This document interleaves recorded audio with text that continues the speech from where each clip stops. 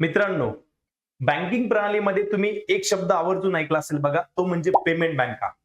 काय असतात या पेमेंट बँका? तर जाणून घेऊया संक्षिप्त स्वरूपात.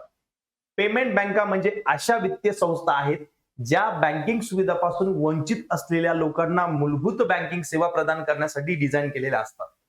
या बँका इतर पारंपरिक बँकांप्रमाणे कर्ज देणे किंवा क्रेडिट कार्ड देणे अशा सुविधा ग्राहकांना देत नाही, परंतु मर्यादित स्वरूपातल्या ठेवी स्वीकारणे, पैसे काढणे, पैसे पाठवणे इत्यादी सुविधा ग्राहकांना प्रोव्हाइड करतात.